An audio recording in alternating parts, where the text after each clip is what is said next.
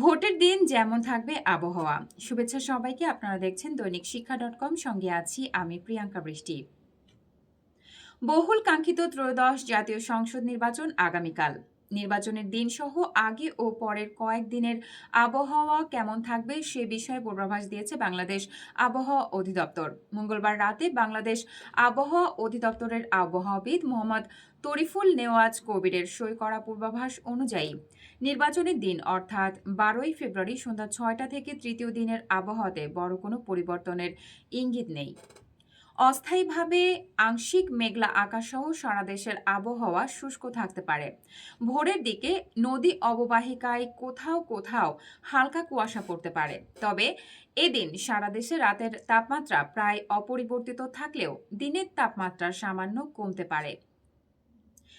এরপর দিন 13ই ফেব্রুয়ারি সন্ধ্যা 6টা থেকে চতুর্থ দিনের পূর্বাভাসে বলা হয়েছে সারা দেশে অস্থায়ীভাবে আংশিক মেঘলা আকাশসহ আবহাওয়া শুষ্ক থাকতে পারে। ভোরের দিকে নদী অববাহিকার কোথাও কোথাও হালকা কুয়াশা পড়তে পারে।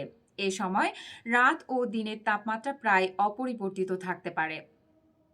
এছাড়া 14ই ফেব্রুয়ারি সন্ধ্যা 6টা থেকে পঞ্চম দিনের আবহাওয়াও একই ধরনের পরিস্থিতি বিরাজ করতে পারে। অস্থায়ীভাবে আংশিক মেঘলা আকাশসহ সারা দেশের আবহাওয়া শুষ্ক থাকতে পারে। ভোরের দিকে কোথাও কোথাও হালকা কুয়াশা পড়ার সম্ভাবনা রয়েছে। এদিন সারা দেশের রাত ও দিনের তাপমাত্রা সামান্য বাড়তে পারে। আবহাওয়া অধিদপ্তরের বর্ধিত 5 দিনের পূর্বাভাসে বলা হয়েছে এ সময়ের মধ্যে সারা দেশে রাত ও দিনের তাপমাত্রা বাড়তে পারে।